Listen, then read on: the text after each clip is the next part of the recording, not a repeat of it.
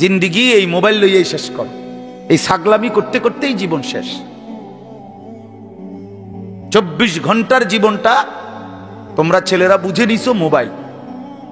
তোমাগরে ইবলিস শয়তান এমন ভাবে বলে দিছে যে পৃথিবীর সবকিছু থেকে আলাদা হইবি, কিন্তু এটার থেকে আলাদা হবি না। আজকে এইভাবে তোমগরে শয়তান মাথার মধ্যে তোমগো বুঝাই দিছে যে জীবনটা বাইধা রাখ মোবাইলের উপর। জীবনের আর কোনো পৃথিবীতে কি হয় না হয় কিচ্ছুর দরকার নাই, তুই শুধু মোবাইলের মধ্যে ডুববা থাক। অপদার্থ এক জিন্দিগি ভাইয়া, এক ফালতু জীবন, ফালতু জীবন, একটা বর্বর জীবন। মোবাইলের আসক্ত যেই ছেলে মেয়ে, এটা একটা বাজে লোক, ফালতু লোক, ফালতু, 100 ফালতু, 100 ফালতু, 100 ফালতু, একেবারেই আকাম লাইট, এক ধরনের অপদার্থ ছাড়া যার পৃথিবী নিয়ে, মানবতার কল্যাণ নিয়ে, মানুষের কোনো উপকার নিয়ে, পৃথিবী নিয়ে, আখেরাত নিয়ে জীবনের কোনো স্বপ্ন নাই। শাহওয়াত, শুধু শাহওয়াত, শুধু লজ্জাস্থানের একটা চাহিদা আছে, শাহওয়াত, এইটা পূরণ কর। নারী, ছবি, নাচ, গান, উলঙ্গতা, অশ্লীলতা, বেহায়াপনা, অসভ্যতা, খালাস। এটা মজা পাইলাম, বেডি চাইলাম, সারা রাত উলঙ্গ দৃশ্য দেখলাম, জানোয়ারের মতো পড়ে থাকলাম শুইয়া। সকালে 8টা বাজুক 9টা বাজুক, যখন ঘুম ভাঙ্গে ঘুম ভাঙলো। ফজরের নামাজ নাই, শরীর অপবিত্র, নাপাক, অসভ্য ছবি দেখতে দেখতে শরীর নাপাক হয়ে গেছে। এই অসভ্যতা, এই জানোয়ার মাতালের মতো পড়ে আছে খাটে। যখন ঘুম ভাঙ্গে ঘুম ভাঙলো, উঠলো তো উঠলো, নাস্তা খাইলো, আবার ছুটলো, আবার মোবাইল। আহাত, শরীরের পবিত্রতার খবর নাই, আখলাকের খবর নাই, নামাজেরও খবর নাই। কি জীবন এটা! এই জীবনের চাইতে জানোয়ারের জীবন অনেক ভালো। এটা জন্তু, জানোয়ারও এর চাইতে আগে উঠে যায়, এর চাইতে আগে উঠে। একটা সুন্দর বাণী আছে, লেখা থাকে, দেখছি, ভোরের পাখি যদি তোমার আগেই জেগে যায় তাহলে তুমি ব্যর্থ। ভোরের পাখি যদি তোমার আগেই উঠে যায় তুমি ব্যর্থ। তোমার আগে উঠবে কেন? তুমি মানুষ, আশরাফুল মাখলুকাত, আল্লাহর সর্বশ্রেষ্ঠ সৃষ্টি, তুমিই তো আগে উঠবার কথা। তোমরা এই কি জীবন বাছাই করে নিছো ছেলেরা? তোমরাই বলতে পারো বাবা, তোমার জন্য আমি আটকাবো না, আমার জন্য তুমি আটকাইবা না। কেউ কারো জন্য আটকাবে না ছেলেরা, মনে রাখো। একদিন তোমার বাপ তোমার বাপের মতো করে কবরে চলে যাবে। এই যাই দৌড়ঝাঁপ করছে বেচারা কামাই করার, একদিন দেখবা তোমার রাইখা সে চলে গেছে। একদিন তুমিও চলে যাইবা। এই বন্ধু বান্ধব, আড্ডা, এগুলো সব থাইকা যাবে। দুনিয়ার জায়গায় থাকবে। তুমি মরবা যেদিন, আমি মরবো যেদিন, সেদিনও সূর্য উঠবে, চাঁদ উঠবে, পৃথিবীর এই ব্যস্ততা থাকবে, মানুষের দৌড়ঝাঁপ থাকবে, দোকানপাট সব খুলবে, বাজার ব্যবসা চলবে, শুধু আমি নাই। শুধু কি আমি নাই, আর সবই কি স্বার্থপর দুনিয়া। কেউ তোমার জন্য 1 ঘন্টাও থামবে না, কেউ না। কারো হাতে সময় নাই ভাইয়া, কারো হাতে সময়। বহুতই বড় স্বার্থপর এক দুনিয়া এটা। এজন্য বুদ্ধিমান সে, নবীজি বলছে, আল কাইয়িসু মান দানা নাফসাহু ওয়া আমিলা লিমা বা'দাল মাউত। বুদ্ধিমান তো সে যে নিজের হিসাব করে, নিজের হিসাব রাখে এবং মৃত্যু পরবর্তীর জন্য আমল করে। রাসূলুল্লাহ সাল্লাল্লাহু আলাইহি সাল্লাম বলছেন, এক সাহাবী জিজ্ঞেস করছে, ইয়া রাসূলুল্লাহ, মান আকিয়াসুন নাস ওয়া আহজামুন নাস? সবচেয়ে বিচক্ষণ, বুদ্ধিমান, বিবেকবান কে? নবীজি সাল্লাল্লাহু আলাইহি ওয়াসাল্লাম বলেন, আকসারুহুম যিকরান লিল মাউত। বেশি বেশি যে মৃত্যুকে স্মরণ করে। ওয়া আকসারুহুম ইস্তি'দাদান লিল মাউত, এবং বেশি বেশি যে মৃত্যুর জন্য প্রস্তুতি গ্রহণ করে। সে বুদ্ধিমান, সে বুদ্ধিমান। কুরআনুল কারীমের মধ্যে আল্লাহ তাআলা বলেন ওয়া ইন্নাদ দারাল আখিরাতা লাহিয়াল হায়াওয়ান। ছেলেরা মোবাইল যদি কয়জন হাতে আছে নামায় ফেলো, হাতের থেকে মোবাইলটা নামায়া শোনো ভাই, আমার দিকে তাকাইয়া শোনো, ভালো হবে ভাই। তো আল্লাহ তাআলা বলেন নিশ্চয়ই আখিরাতের ঘর জান্নাত সেটাই কেবল জীবন, লাহিয়াল হায়াওয়ান, ওইটাই লাইফ, ওইটাই জীবন, এটাই স্টেশন, এটা প্ল্যাটফর্ম। এজন্য ট্রেন স্টেশনে যত অত্যাধুনিক এসি থাকুক, বাসের প্ল্যাটফর্মে যত অত্যাধুনিক রোমে হোক, লোকটা কেবল ছটফট করে, একটু পরপর ঘড়ি দেখে, টিকিট দেখে, বাইরে উকি দেয়, বাস আইয়ে না। আরে ভাই এরকম করেন কেন, এসি চলতেছে, বসে না থাকবে। আর আপনার কথা বইয়ে থাকতে মাইছি ঠিক কিনা বলে, অথচ কোনো সমস্যা নাই, এতটা অত্যাধুনিক রুম এখানে, তারে নাস্তা টাস্তা দিচ্ছে, কিন্তু হেড কেবল গরিসা, সে কেবল টিকিট চায়, সে কেবল জিগা কি ভাই আইলুনি, ট্রেন আসছে, কারণ এটা যে প্ল্যাটফর্ম, সে এখানে বসতে আসে নাই। রব্বুল আলামিন বলে বান্দা বিশ্বাস করো এটা প্ল্যাটফর্ম, মালি ওয়ালিদ দুনিয়া। রাসূলুল্লাহ সাল্লাল্লাহু আলাইহি ওয়াসাল্লাম, হাই উম্মত, দুনিয়ার সাথে আমার কিসের সম্পর্ক, কি সম্পর্ক? ইন্নামা মাসালি ওয়া মাসালুদ দুনিয়া কারাকিবিন ইস্তাওয়াল্লা তাহতা শাজারাতিন সুম্মা রাহা ওয়া তারাকা। হাদিস, নবীজি বলছে আমার উদাহরণ দুনিয়ার সাথে কেমন শোনো, এমন এক পথিক লম্বা পথে বহু দূর কোথাও যাবে, রওনা দিছে, প্রচন্ড রৌদ্র, ভীষণ রৌদ্রে পথিক এতটাই ঘামে ভিজে গেছে যে এই জন্য সে একটা গাছের নিচে একটু বাতাসের জন্য একটু বসছে, শরীরটা যাতে একটু ঠান্ডা হয়, গরম লাগতেছে। তো কিছুক্ষণ পরে শরীরটা যখন একটু ঠান্ডা লাগছে, একটু বিশ্রাম করছে, তা আবার সেই পথিক তার মূল গন্তব্যের দিকে রওনা দিয়ে চলে গেছে। তারা কাহা, গাছটাকে গাছের জায়গাতেই রেখে গেছে। নবীজি বলেন ঠিক এমন আমি তো আখিরাতের পথিক, আমি তো জান্নাতের যাত্রী, আমি তো আখিরাতের মুসাফির, আমি তো যাচ্ছি সেখানে। তো যাওয়ার পথে মাঝখানে 60 বছর, 63 বছর, 40 বছর, 50 বছরের একেবারে সামান্য একটু সময় ওই গাছের নিচে দুনিয়ায় একটু বিশ্রাম করলাম, একটু বসলাম, আবার একটি নির্দিষ্ট সময় পরে আমি আমার আপন গন্তব্য আখিরাতের দিকেই রওনা দিলাম। দুনিয়া দুনিয়ার জায়গায় রয়ে গেল, দুনিয়া দুনিয়ার জায়গাতেই রয়ে গেল, দুনিয়া পড়েই রইল। কি ভাই বুঝতেছেন এই কথাটা? রাসূলুল্লাহ সাল্লাল্লাহু আলাইহি ওয়াসাল্লাম বলেন ইয়াকুলু ইবনু আদম মালি ওয়া মালি। কি আজীব হাদিস শুনেন, নবীজি বলেন হায় বনি আদম সারাক্ষণ কেবল বলে আমার মাল, আমার মাল। দেখছেন গাড়িটা আমার, এই বাড়িটা আমার, এই 10 শতক জমি আমার, এই সোফাগুলো আমার, এই খাট আমার। আল্লাহ নবী সাল্লাল্লাহু আলাইহি সাল্লাম বলেন হাল্লাকা ইবনা আদম মিন মালি, কোথায় তোমার মাল? এই বনি আদম মাল তোমার বলতে কে বললো এগুলো তোমার? এগুলো যদি তোমারই হয় তো তুমি যেহেতু চিরস্থায়ী ভাবে দুনিয়া থেকে কবরের দিকে চলে যাচ্ছ, এগুলো সাথে নিচ্ছ না কেন? তোমার জিনিস কার জন্য রেখে যাচ্ছ? এই বেটা, ওয়াহাল্লাকা ইবনা আদম মিন মালি, কিরে বনি আদম তোর মাল কই? তোর যদি হয় নিচ্ছ না কেন এগুলো? ও মানে মোবাইল আমার, তো আমি এটা নিয়ে যাবো না সাথে এখন, না কেন থুয়ে যাবো? কথা বলেন না কেন? তো তুমি তো দুনিয়া থেকে চলে যাচ্ছ, তো নিচ্ছ না কেন এগুলো? তোমার 10 শতক জায়গা নিবা না? সোফা এগুলো কই রাখা যাচ্ছ? এগুলো নিয়ে যাও, বিল্ডিং নিয়ে যাও। তাইলে দেখে বুঝেই নাও বান্দা, উম্মত তোমার হলো কোত্থেকে? তোমার কেবল 3টা মাল, 3টা জিনিস তোমার। নবীজি নিজে বলছে ইল্লা মা আকালতা ফা আফনাইতা, যা সরাসরি তুমি খাইয়া শেষ করছো, খাইছিলা, এটা তোমার।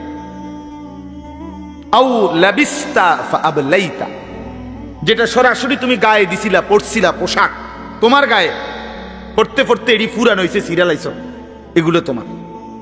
আও তাসাদদাকতা ফা আমদাইতা, আর যা আল্লাহর রাস্তায় খরচ করেছ, দান, সাদাকা, যাকাত, ফিতরা, হ্যাঁ, হজ উমরার জন্য গরিব দুঃখী, মসজিদ, মাদ্রাসা, এতিম, গরিব, অসহায় ইত্যাদি ইত্যাদি, এই যেগুলো তুমি কি করছিলা, সাদকা খরচ করছো আল্লাহর পথে, আমদাইতা, সেটা তুমি আখিরাতে পাঠাইছো, সেটা পৌঁছে। এই তিনটা তোমার। ওয়ামা সিওয়া যালিকা, আর এই ছাড়া বাকি সব ফাজাহিবুন, তোমার থেকে সরে যাবে, চলে যাবে। ও তারিকুহু লিন্নাস, মানুষের জন্যই রেখে যাবে। কি অসাধারণ হাদিস, কি চমৎকার ভাবে নবীজি ব্যাখ্যা করে বুঝাইছেন। এই জন্য কবর জিয়ারতের দোয়া আছে সালামের সাথে। ওই ওমর ফারুক ভাই নিরা হয় না, আরে বেটা বেচারা আমার তো বড় বক্তা, ওরা নিচে বসে হায় হায় সারখার। তো কবর জিয়ারতের দোয়ার মধ্যে, সালামের মধ্যে এটা অংশ আছে, আনতুম লানা সালাফুন ওয়া নাহনু লাকুম তাবাউন। হে কবরবাসী, আপনি তো আমার আগে চলে গেলেন, অচিরেই আমি আপনার পিছনে পিছনে আসতেছি। ওয়া নাহনু লাকুম তাবাউন, আমরা আপনার পিছনে পিছনে আসতেছি। আপনাকে সালাম, আপনাকে সালাম। এইভাবে তো আল্লাহ নবী সাল্লাল্লাহু আলাইহি ওয়াসাল্লাম কোরআনের আয়াতগুলো, সূরাগুলো অধিকাংশই আপনাদেরকে আমাদেরকে ভাই বুঝাইতে চাইছে আখিরাত, পরকাল। কত ভাবে ইকতারাবা লিন্নাসি হিসাবুহুম ওয়া হুম ফি গাফলাতিন মুরিদুন। আল্লাহ তাআলা বলে, বান্দা, হিসাবের সময় তো কাছায়া গেল, আখিরাত তো চলেই আসলো, কিয়ামত তো চলেই আসলো, আজও তো তুমি গাফিল হয়েই রইলা। 40 বছর হয়ে গেছে, 1 বছর শেষ হইছে, এভাবে বুঝি নাফরমানিতে পড়ে রইলা বান্দা। 365 দিনে কোনদিন ছেলেরা, তোমরা যারা ফজরের নামাজ পড়ো না, তুমি বলো না বাপ, এত শক্ত এত পাষাণ কেমনে হইলা? 1টা বছর কোনদিন ফজরের নামাজ পড়ো নাই, এত বড় নিকৃষ্ট জানোয়ার মুসলমানের বাচ্চা কেমনে হয় বলেন? এত বড় জানোয়ার একটা মানুষের বাচ্চা কেমনে হয়? এটা কি পরিমাণ হাইওয়ান, এটা কত বড় হাইওয়ান, এটা কত বড় জন্তু, কত বড় পশু। 1 বছর 365 দিনে এই হাইওয়ান কোনদিন ফজরের নামাজ পড়ে না। শুধু 1 বছর, খবর নিলে দেখবেন 10 বছর, খবর নিলে দেখবেন 5 বছর। জানোয়ারের মতো, ইহুদির মতো, খ্রিস্টানের মতো চুল রাইখা তৃপ্তি বোধ করে। এর চাইতে অসভ্যতা, এর চাইতে নিকৃষ্ট রুচি, এত বিকৃত মানসিকতা কোন জন্তু জানোয়ারেরও হয় না। জন্তু জানোয়ার, তোমরা যে সমস্ত ছেলের চুল ইহুদির মতো, খ্রিস্টানের মতো, বেঈমানের মতো, বেটা তুমি একদম নিম্ন রুচির মানুষ, একেবারে ফসা মানুষ বেটা, তুই বেটা ফালতু লোক বেটা, তুই বেটা, তোর কোনো রুচি বলতে কিছু নাই বেটা, তোর কোনো রুচিবোধ নাই বেটা। কার মতো মুসলমানের বাচ্চা হইয়া, মুসলমানের ঘরে জন্ম নিয়া বেটা, আল্লাহর আজান শুনলি, ডান কানে বাম কানে তোরে আজান দিছে, এক পবিত্র মা তোরে 2টা বছর দুধ পান করাইছে বেটা, কোন শরমে বেটা তুই ওই বেঈমানদের মতো চুল কাটলি বেটা? ওদের কোনো জাতপাত আছে না, ওদের কোনো ইজ্জত আছে না, সম্মান আছে? আল্লাহ তাআলা কোরআনুল কারীমে বলছে, ইন্নামাল মুশরিকুনা নাজাস। কোরআনের আয়াত কিনা? আল্লাহ বলছে সমস্ত মুশরিক নাপাক, নাজাসুন নাজাস। সমস্ত ইহুদি নাপাক, সমস্ত খ্রিস্টান নাপাক, সমস্ত হিন্দু নাপাক, সমস্ত বৌদ্ধ নাপাক, সমস্ত নাস্তিক নাপাক, সমস্ত মুরতাদ নাপাক, সমস্ত বেঈমান নাপাক।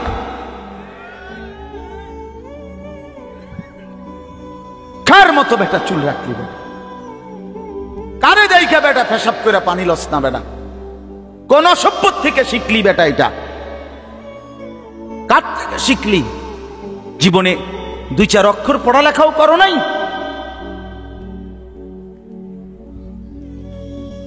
দুই চার শব্দ পড়ো নাই তোমরা ছেলেরা? মানুষ এত অভদ্র অপবিত্র হয় কেন? কোরআনুল কারীমের মধ্যে আছে, আল্লাহ তাআলা বলে, বান্দা কি আজীব কথা, কোরআন শরীফে আছে, বান্দা কোনোভাবেই যদি পানি নাই, ঠিক আছে, ফাইন লাম তাজিদু মাআন ফাতায়াম্মামু সাঈদান তাইয়্যিবা, তাহলে মাটি দিয়ে, পবিত্র মাটি দিয়ে তায়াম্মুম করো, তবুও নিজেকে পবিত্র বানাও। যদি বলি আল্লাহ পানি নাই, ঠিক আছে, তো মাটি দিয়ে হলেও পবিত্র হইতে হবে, এত তাড়াহুড়া কা? পানি আইও, পানি পাইয়া লই, এরকম শুরু করলেন? কোরআন শরীফের সরাসরি আয়াত, আল্লাহ তাআলা বলে, জানো, ওয়ালাকিন ইউরিদু লিইউতাহহিরাকুম, আল্লাহ বলেন আমি না আমার ইমানদার বান্দাকে সারাক্ষণ পবিত্রই দেখতে চাই। দোস্ত আমার, এটা কোরআন শরীফের আয়াত। ওয়ালাকিন ইউরিদু লিইউতাহহিরাকুম, আমি আমার বান্দাকে পবিত্র, মুমিন আমার সে, ও অন্য কেউ না, ও আমার ইমানদার বান্দা। তো ইয়া আইয়ুহাল্লাযীনা আমানু ইযা কুমতুম ইলাস সালাতি ফাগসিলু ওয়ুজুহাকুম, এই আয়াতের মধ্যে, এটা এই আয়াতের অন্তর্ভুক্ত অংশ এটা। ওয়ালাকিন ইউরিদু লিইউতাহহিরাকুম, ইমানদার পানি নাই, ঠিক আছে, তায়াম্মুম করো মাটি দিয়ে। কেন এমন তাড়াহুড়া? আল্লাহ তাআলা বলে, আমি যে তোমাকে পবিত্র দেখতে চাই, আমি কে তোমাকে পবিত্র। ফীহি রিজালুন ইউহিব্বুনা আন ইয়াতাতাহহারু আল্লাহু ইউহিব্বুল মুত্তাহহিরিন। কোরআন শরীফের আয়াত আছে, আল্লাহ বলে, বন্ধু আপনার কিছু সাহাবীকে আমি দেখছি, আল্লাহ প্রশংসা করতেছে। মদিনার কুবা একটা এলাকা, যেখানে নবীজি মদিনার মক্কা থেকে হিজরত করে এসে প্রথম ঢুকছিলেন। এই হিজরত করে আইসা প্রথম যেখানে ঢুকছেন, এই জায়গাটার নাম হলো কুবা নগরী। কুবা, কি নাম? এই কুবা। এই এলাকার যারা সাহাবী ছিল, ওনাদের একটা অভ্যাস ছিল, ওনারা ওই সময় পানির তীব্র সংকট ছিল, পানি কম ছিল আর কি। তো তীব্র পানির সংকট থাকার পরেও ওনারা খাবারের পানি, রান্নার পানি, মানে ভাত তরকারি রান্নার যে পানি আর খাবারের পানি কম খাইতো, কম ব্যবহার করত। এখান থেকে পানি বাঁচাইয়া পেশাব পায়খানার পবিত্রতার জন্য যে পানি দরকার, ওইখানে তারা পর্যাপ্ত পরিমাণ পানি ব্যবহার করত, যেন পবিত্রতার মধ্যে কোনো কমতি না হয়। আল্লাহর কসম, এই কথাইটা, তাদের এই আখলাক, আচরণটা আল্লাহ এত পছন্দ করছে, কোরআন শরীফের আয়াত নাজিল করে ডাইরেক্ট তাদের প্রশংসায়। আল্লাহ বলছে, ফীহি রিজালুন, আপনার সাহাবীদের মধ্যে কিছু লোক এমন আছে আমি দেখতেছি, ইউহিব্বুনা আন ইয়াতাতাহহারু, যারা ভালোভাবে পবিত্রতা অর্জন করাটাকে খুব পছন্দ করে। আল্লাহু ইউহিব্বুল মুত্তাহহিরিন, নবী শুনায়ে দেন, এমন পবিত্রতা অর্জনকারীদেরকে আমি আল্লাহও ভীষণ ভালোবাসি।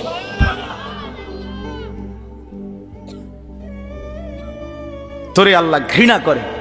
যুবক, তোদের যাদের প্যান্টে পেশাব, তোরা যারা টয়লেট পেপার ব্যবহার করো না, তুই নিকৃষ্ট রুচির মানুষ বেটা, ফালতু বেটা, ফালতু বেটা। চুল কেবল চুলের পিছনের দিকে ফিরাস বেটা, এতে মানে একটা কেমন লাগে। হ্যাঁ, সামান্য সামান্য সহপাঠী বা সামান্য সেরকম দাঁড়, সেরকম লাগতেছে তোরে দোস্ত, জিঙ্গাইলে না বলে সেরকমটা কেডা? সেরকম ঠিক আছে লাগতেছে, আমিও কই, কিন্তু সে কে যার মতো লাগতে আছে? হেইতে কেডা যে যার মতো? সেরকম তো বুঝছি, সেরকমটাকে। সেরকম কি গাঁজাখোর, না ফুট্টাখোর, না বাবাখোর, না ডাইলখোর, না হারামখোর, না মদখোর, না ইয়াবাখোর? তার মতো লাগতেছে তারে জিঙ্গা। তুই যে আমারে কইলি সেরকম লাগতে আছে, হেতে কেডা যার মতো লাগতে আছে আমারে? কথা বলেন। হ্যাঁ, তো জিঙ্গাইলে কবে দোস্ত ফুট্টাখোরের মতো লাগে, তোর বাবাখোরের মতো লাগে তো। কারণ কোন ভদ্র মানুষ, ইমানদার, নামাজি, কোন চরিত্রবান পবিত্র মানুষ নাপাক থাকতে পারে না। তো তাহলে তো এটা বুঝাই যায় তোরে কার মতো লাগে বেটা। হ্যাঁ, নাই তো হে বলুক যে দোস্ত তোর চুল দেখে মনে হয় পুরা বায়েজিদ বসতাম, তোর একদম জোনায়েদ বাগদাদির মতো লাগতে আছে, এমন নি তাহলে তোর চোর ডাকাইতের মতোই তো লাগে। আস্তাগফিরুল্লাহ, আস্তাগফিরুল্লাহ। প্রিয় ভাই আমার, বন্ধু আমার, আখিরাত যেন ভুলে না যাই। মহান আল্লাহ পাক রব্বুল আলামিন এই কোরআনুল কারীমের মধ্যে বারবার আমাদেরকে আখিরাত মনে করাইছে। আমাদের জিন্দেগি ঈমানের জিন্দেগি, আমাদের জিন্দেগি পবিত্র জীবন ভাইয়া। আমরা শুধুই দুনিয়ার জন্য না, শুধু দুনিয়ার জন্য, দুনিয়ার জন্য আল্লাহ তাআলা কোরআন শরীফ আছে ওয়াদারনি ওয়াল মুকাদ্দিবিনা উলিন নি'মাতি ওয়া মাহিলহুম কালিলা। আল্লাহ বলছে, হে আমার বান্দারা, নাফরমান পাপীদেরকে অল্প সময়ের জন্য দুনিয়া ভোগ করতে দাও, ওদেরকে দুনিয়া খাওয়ায়া পরায়া এরপরে আমি নিয়ে আসবো, আমি এজন্যই বানাইছি। কিন্তু তোমরা মুমিন, তোমরা ঈমানদার, তোমাদেরকে আমি আল্লাহ তাআলা জান্নাতের জন্য বানাইছি, জান্নাতের জন্য। উইদ্দাত লিল মুত্তাকিন, মুমিনদের জন্যই জান্নাত, মুত্তাকিদের জন্যই জান্নাত। একটা বেঈমানও জাহান্নাম থেকে মুক্তি পাবে না। কোন কাফের, কোন বেঈমান, কোন হিন্দু, কোন বৌদ্ধ, কোন ইহুদি, কোন খ্রিস্টান, কোন নাস্তিক মুরতাদ পরকালে, পরকালে এক ঢোক, এক জাররা, এক লোকবা, এক ঢোক পানি মিলবে না, সুখ মিলবে না। ঈমানবিহীন সমস্ত ভালো কাজ আখিরাতের বিচারে পরিত্যক্ত, মারদুদ, বাতিল। ঈমান শর্ত। মৃত্যু পরবর্তী যেই কোনো বিনিময়ের জন্য, উত্তম বিনিময় পেতে হলে কি লাগবে? ঈমান জরুর, ঈমান জরুর। ঈমান হারা সর্বহারা, আল্লাহ হারা সর্বহারা, সর্বহারা। তো এই জন্য আল্লাহ তাআলা আমাদেরকে বানাইছিনি আখিরাতের জন্য, আখিরাতে নিজের জন্য। খালাকতুল আশিয়া আলি আজালিক ওয়া খালাকতুকা লি। আল্লাহ বলছে, বান্দা গোটা দুনিয়া আমি তোমার জন্য বানাইছি, তোমারে শুধু আমার জন্য বানাইছি। সারে দুনিয়া তেরে লিয়ে, তু সিরফ মেরে লিয়ে। বাহ, এই কথা ভাবলেই তো অবাক লাগে। আমার তো খুব ভালো লাগে যে কয় কি মালিক। हाँ, सारे दुनिया तेरे लिए, तू सिर्फ मेरे लिए। গোটা দুনিয়া বান্দা তোর জন্য, যা বান্দা সবটা দুনিয়া তোরে দিলাম, তোকে শুধু আমার জন্য রাখলাম। তু সিরফ মেরে লিয়ে, তুমি আমার জন্য, তুমি আমার হয়ে থাকবা, আমার সেজদা করবা, আমার নামাজ, আমার হুকুম পালন করবা। তো দুনিয়া ও ইজ্জতের সাথে আমি আল্লাহ চালাবো, আখিরাতেও তোমারে আমি আল্লাহ সর্বোচ্চ সম্মানজনক রিজিক, সর্বোত্তম জান্নাত আমি নিজে দিয়ে দেব। ফালানুহিয়ান্নাহু হায়াতান তাইয়্যিবা ওয়া লানাজজিয়ান্নাহুম আজরাহুম বিআহসানি মা কানু ইয়ামালুন। রব্বুল আলামিন বলেন, দুনিয়াতেও আরামের জীবন দেব, আখিরাতেও সর্বোত্তম বিনিময় দেব। শর্ত কেবল দুইটা, এক নাম্বার ঈমান, দুই নাম্বার নেক আমল। মান আমিলা সালিহাম মিন যাকারিন আও উনসা ওয়া হুয়া মুমিন। আল্লাহ বলেন, পুরুষ কিংবা নারী যদি ঈমান অবস্থায় সবগুলো নেক আমল করতে পারো, আমি আল্লাহ ওয়াদা দিলাম বান্দা, দুনিয়াতেই তোমাকে আরামের জীবন দেব, আখিরাতেও সর্বোত্তম বিনিময় দেব। সুবহানাল্লাহ। হ্যাঁ, চলেন, আমার কথা শেষ। আমার বাপ, আমি তর্জমা শুনাই, তাইলেই কথা শেষ। হাফেজ আমিন ভাই অনেক মহব্বত করছে, এই মাদ্রাসার মাহফিলে আসার সুযোগ হয়েছে, এতটুকুই। আরো উলামায়ে কেরাম, আমাদের আল্লামা মুফতি আমজাদ হোসেন সাহেব হযরত অনেক অসুস্থ, উনি আজকে অনেক দিন ধরে ডেঙ্গুতে আক্রান্ত। আজকেও আসরের পরে কথা বলছি, খুব আস্তে আস্তে কথা বলে, খুব ক্লান্ত, দুর্বল। তারপরও আমারে বলছে যে আমিন ভাইয়ের মাহফিল আমি একটু লেগে হইলো আসমু। আমাদের আজকে যে একজন মাওলানা শেষ বয়ান করবে, আপনার অসাধারণ। আপনাদের ছেলেদেরকে, তোমাদেরকে বলি বাপ, আমার অনুরোধ রইল, আমার এই কথাটা রাইখো, তোমরা ওর বয়ান শুনো। আমি নিজেও ওর বয়ান শুনি, আমি নিজেও এর বক্ত। অসাধারণ বয়ান করে সে, হযরত মাওলানা মুফতি ইউসুফ বিন ইকবাল, তার বয়ান চমৎকার। একেবারে আল্লামা মুফতি আরিফ বিন হাবিব যেমন সব কথা হাদিস থেকে বলে, এই নওজোয়ান মাওলানাও ঠিক এরকম অনর্গল রাসূলুল্লাহ সাল্লাল্লাহু আলাইহি সাল্লামের হাদিস বলতে থাকে। হ্যাঁ, এজন্য সবাই ইনশাআল্লাহ এই মাওলানার বয়ান শুনবার চেষ্টা করবেন। তো তরজমাটা শুনেন। আল্লাহ তাআলা মূল বক্তব্য এটাই যে আল্লাহ আমাদেরকে আখিরাত মনে করাইতে চাইছে। কি? কোরআনুল কারীমের 30 নম্বর পারা 101 নম্বর সূরা আল কারিআ, এই সূরার আল্লাহ বলেন আল কারিআতু মাল কারিআ। আল কারিআ অর্থ হলো যেটা দরজায় আঘাত করে, খটখট খটখট আওয়াজ করে, এই খটখটকারী। আল্লাহ বলেন মাল কারিআ, বলো তো খটখটকারী বলতে কি? ওমা আদরাকা মাল কারিআ। আবারও বলছি নবী আপনাকে জানতে চাচ্ছি, জানেন এই আঘাতকারী খটখটকারী কি? আল্লাহ বলেন সেটা হলো আখিরাত, কিয়ামত, যেটা আপনার কাছে প্রতিদিন আমাদের কাছে খটখট করে আমাদের দরজায় যেন ঘন্টা বাজাইয়া বলে যাচ্ছে যে কিয়ামত তো চলেই আসলো, আখিরাতের প্রস্তুতি কি হলো বলো? ওই মানুষ তো মরে গেল দেখলা, তুমিও তো মরে যাবা, তোমার প্রস্তুতি কি বলো? এক লোকের জানাজা যাচ্ছিল, লাশ, তো এক বুজুর্গ আল্লাহওয়ালা ওই সামনে দাঁড়ানো, তো ওনার পাশের এক লোক বলতেছে কার জানি কবর, কার জানি মৌত হইল, আরে কার জানি কার জানি। তখন তিনি বললেন হয় তোমার মরণ হইল নয়তো আমার মরণ হইল। মানে এইটা ভাবো যে হয় তোমার মরণ হইছে নইলে কার মরণ হইছে? আমার মরণ হইছে। আর ভাবো সে তো মৃত্যুবরণ করছে, তিনটা অবস্থা তার শেষ। একটা হইল আজরাইলকে দেখা, এটা তার শেষ। এরপরে জান কবজের যন্ত্রণা, এটা তার শেষ। আর জান কবজের পরে তার মৃত্যুটা বিভৎস, অনেকের মৃত্যু হইতে পারত, তার শরীর ছিঁড়া ফেলছে, তার শরীর নিশ্চিহ্ন হয়ে গেছে, এরকম আপনার মৃত্যু হইতে পারত। কিন্তু তার তো স্বাভাবিক মৃত্যু হইল যে তার লাশটা অক্ষত আছে, দেখা যায়। তুমি এবার ভাবো যে তোমার সামনে তিনটা রয়ে গেছে, যে আজরাইল তোমার সামনে কেমন দাঁড়াবে, তুমি চিন্তা করো। তোমার জান কবজের কষ্ট কেমন হবে, তুমি ভাবো।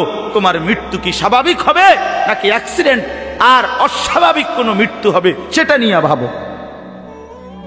তাইলে প্রতিটা মৃত্যু আমাদেরকে ঘন্টা বাজায়, প্রতিটা রাত আমাদেরকে ঘন্টা বাজায়, প্রতিটা দিন আমাদেরকে ঘন্টা বাজায় যে বান্দা সময় তো চলে গেল, আখিরাতের কি হলো, কবরের কি হলো, পরকালের কি হলো। ইয়াউমা ইয়াকুনুন নাসু কাল ফারাশিল মাবসুত ওয়া তাকুনুল জিবালু কাল ইহনিল মানফুশ। আল্লাহ বলে একদিন সত্যি সত্যি কিয়ামত হবে, ইসরাফিল ফু দিবে। সেদিন কি হবে? সেদিন সমস্ত মানুষগুলো হয়ে যাবে বিক্ষিপ্ত পতঙ্গের মতো। বিক্ষিপ্ত পতঙ্গ মানে আপনারা একদম সহজ বুঝবেন, ওই যে বাতির মধ্যে, লাইটের মধ্যে, আলোর মধ্যে অনেক সময় যে সাদা সাদা পোক এগুলো আসে, এগুলো দেখছেন? এগুলো কি কয়? উলু উলু। এই যে এই যে আর একটু বড় বড় সাদা সাদা, হ্যাঁ, এই উলু উলু, এই উলু পোকা। এইটা যেমন মাঝে মাঝে এইভাবে আসে চারদিক থেকে উইরা উইরা আইয়াই পইরা হয় আগুনের মধ্যে, বাতির মধ্যে, আলোর মধ্যে পইরা পইরা মরে, নিচে মরে। তো আল্লাহ পাক বলেন ইসরাফিল ফু দিবে, কিয়ামত শুরু হবে। মানুষ এরকম পাগলের মতো, উলুর মতো দৌড়াইয়া পতঙ্গের মতো চারিদিকে দিক বিদিক শূন্য হইয়া দৌড়তে থাকবে। কেউ বলতে পারবে না কে কোথায় যাচ্ছে, কোথায় দৌড়াচ্ছে, কি হচ্ছে। সবাই অস্থির হয়ে যাবে। এরই মধ্যে যে যেখানে গিয়া পড়ে যাবে ওইখানেই তার মৃত্যু, ওইখানেই কম। ওয়াতাকুনুল জিবালু কাল ইহনিল মানফুশ। পাহাড়গুলো একটা নমুনা আল্লাহ বলছে, পাহাড়গুলো তুলারে দীর্ঘক্ষণ মেশিনের মধ্যে ধুনাইয়া সারলে এবার যখন ঝরঝরা হয় তুলা, তো এবার যদি বাতাস লাগে তাইলে যেমন এটা উড়তে শুরু করে, তুলা উড়ে। তো আল্লাহ তাআলা বলে পাহাড়গুলো এরকম ধ্বনিত তুলার মতো উঠতে থাকবে। পুরা সৃষ্টির সবকিছু ভাঙ্গা চুইরা শেষ হয়ে যাবে। হাসরের ময়দান কায়েম হবে। আর সেখানে কি হবে? দুইটা অবস্থা। ফাআম্মা মান সাকুলাত মাওয়াজিনহু, সেই হাসরের ময়দানে আমলনামা হাতে নিয়ে মিজানের পাল্লায় যার নেকি ভারী হবে, ফাহুয়া ফি আইশাতির রাদিয়া, সেই সন্তুষ্টিময় আরামদায়ক জান্নাতের জীবন লাভ করবে। ওয়া আম্মা মান খাফফাত মাওয়াজিনুহু ফাউম্মুহু হাওিয়া ওয়া মা আদরাকা মা হিয়া নারুন হামিয়া। আর যার আমল নামা মিজানের পাল্লায় ওজন দেওয়ার পরে হালকা হবে, গুনাহ ভারী হবে, নেকি হালকা হবে, আল্লাহ তাআলা বলেন তার ঠিকানা হবে হাবিয়া নামক জাহান্নাম। আর আল্লাহ নিজেই বলে, নবী জানেন হাবিয়া জাহান্নামটা কেমন? নারুন হামিয়া, একেবারে প্রজ্বলিত ধাউ ধাউ করে জ্বলন্ত আগুন, এটার নামই হচ্ছে হাবিয়া। হাবিয়া। এখানে একটা কথা শুধু বলি, কথা আমার শেষ। এক নম্বর কথা হলো, এই জিন্দিগির মধ্যে যদি আমল বাড়াই তাহলে আখেরাতে জান্নাত হবে, এই জিন্দিগির মধ্যে যদি নাফরমানি বাড়াই তাহলে আখেরাতে জাহান্নাম হবে। মানে একটা শব্দ আছে ফা উম্মুহু হাবিয়া। এই ছেলেরা তোমাদের জন্য আমি শেষ এই কথাটা আবার বলে যাই। এই শব্দটার তাফসীর আমি আজকেও পড়ছি, তাফসীরে কুরতুবিতে, তাফসীরে ইবনে কাসিরের মধ্যে আছে। আল্লাহ তাআলা বলছেন ফা উম্মুহু হাবিয়া, নাফরমান পাপীকে হাসরের ময়দানে এই উম্মুহুর শব্দের অর্থ হলো উম্মু রাসিহি, অর্থাৎ তার মাথার সামনে যে চুল, এই চুল ধরে দাঁড়ানো মানুষটাকে বেইজ্জতি করে নিচে নামাইয়া এরপরে লাথি দিয়া জাহান্নামে ফেলে, এইটা অর্থ। এই অতএব এই লম্বা চুল, এই বিকৃত চুল ছাড়ো, ছাড়ো, নাই তো জাহান্নামের ফেরেশতা টান দিয়া ধইরা তোরে দাঁড়ানোর থেকে নিচে ফেলাইয়া একটা লাথি দিয়া জাহান্নামে ফেলে দিই। তখন বুঝবা, তখন বুঝবা। এই জন্য আমি অনুরোধ করলাম, রাগ হইও না, আমি শক্তই বললাম, মনে করো তোমরা এই স্বাভাবিক চুল রাখো, স্বাভাবিক চারদিকে সমান চুল রাখো। এটা কোনোভাবে এটা অসভ্যতা, এটা ফ্যাশন না, এটা জাহান্নামীদের চিহ্ন ভাইয়া, এটা দাজ্জালের চিহ্ন। দয়া করে আমার এই কথা ফিরাই দিও না, ফিরাই দিও না যুবক। নিয়ত করো ইনশাআল্লাহ, ছেলেরা ছেলেরা নিয়ত করো, বলো যুবক ইনশাআল্লাহ, পাক্কা নিয়ত করো ইনশাআল্লাহ। তোমাদের যুবক আগামী দিনের জন্য, ইসলামের জন্য রেডি হইতে হবে। তোমরা নামাজ পড়তেই হবে বাবা। আল্লাহকে রাজি না করলে আমার মাতৃভূমিও নিরাপদ থাকবে না। ফিলিস্তিন বহুদিন যাবত রক্তাক্ত, রোহিঙ্গা বহুদিন যাবত আরাকান রক্তাক্ত, কাশ্মীর বহুদিন যাবত রক্তাক্ত। আজ আমার মাতৃভূমিও শহীদ সাইফুল ইসলামের রক্তে রঞ্জিত। এ কথা বেঈমান প্রমাণ করে দিছে। ইসকনের গুন্ডারা, সন্ত্রাসীরা, এই বেঈমানরা প্রমাণ করে দিছে যে মুসলমান সুযোগ পাইলে তোদের কাউরে ছাড়বো না। কি হুজুর, কি পাবলিক, কেউরে ছাড়বো না। হ্যাঁ, বইয়া বইয়া মোবাইল টিপো, টিপো, বইয়া বইয়া নারী দেখো। একদিন যখন বেঈমান গর্দানে ছুরি রাখবে, সেদিন বুঝবা আল্লাহ কি জিনিস, আল্লাহ কি জিনিস। এজন্য মরলে যদি ঈমানের সাথে মরতে পারি, সেজদা দিয়ে মরতে পারি, আল্লাহর গোলামি করে মরতে পারি, তো এই জীবন যদি চলেও যায়, রক্তে যদি জমিন ভেসেও যায়, কোনো অসুবিধা নেই। ঠিক কিনা বলেন না কেন? মরণ যখন শহীদে মরণ, খালাস, কোনো সমস্যা নাই। ঈমানের মৃত্যু ব্যর্থ না, শহীদের মৃত্যু ব্যর্থ না। কিন্তু যদি নাফরমানির মৃত্যু হয়, যদি বেনামাজি মৃত্যু হয়, যদি শরীর নাপাক, প্যান্ট নাপাক, নারী দেখতে দেখতে, উলঙ্গ ছবি দেখতে দেখতে, তো এই অবস্থায় যদি তোর মরণ হয় বেটা, কি হবে তোমার? কি হবে বাবা? এজন্য দয়া করে আখেরাতের জন্য প্রস্তুতি নাও, পরকালের সামান বানাও, নিজের আখেরাত সুন্দর করো। আল্লাহ তাআলা আমাদের প্রতিটা ছেলেকে তৌফিক দান করেন। বাবারা, আপনাদেরকেও বলি, 60 বছর 50 বছরে আপনারা আখেরাতের ফিকির করেন, কবরের ফিকির করেন, পরকালের সামান কি হলো সেটার ইন্তজাম করেন। খাট পালং, সোফা, ফার্নিচার, এগুলো যেদূর হইছে হইছে, আমনে শেষ না করলেও এটি ফুলাইনে পরে করব, নাতি নাতনিরা আরো বানাইবো, এটি শেষ হইতো না। পৃথিবীতে আমনে মরার পরও গাছ থাকবো। আমনে মইরে যান, কোনো অসুবিধা নাই, আমনে মইরে দেখবেন গাছ মরছে না সব। পৃথিবীতে আমনে মরার পরেও দুনিয়া থাকবে, কাজে দুনিয়া ওরা বাকিরা করবে, আপনি এবার কবরের সামান করেন। আল্লাহ আমাদের বাবাদেরকে, চাচাদেরকে, বয়স্কদেরকেও আখেরাতের কবরের পুঁজি সংগ্রহ করার তৌফিক দান করেন। মা বোনদেরকে পর্দার ইজ্জতের কদর বুঝার তৌফিক দান করেন। তোমরা ছেলেদেরকে আল্লাহ তাআলা আগামী দিনের ইসলামের জন্য কবুল করে নেন, বলেন আমিন।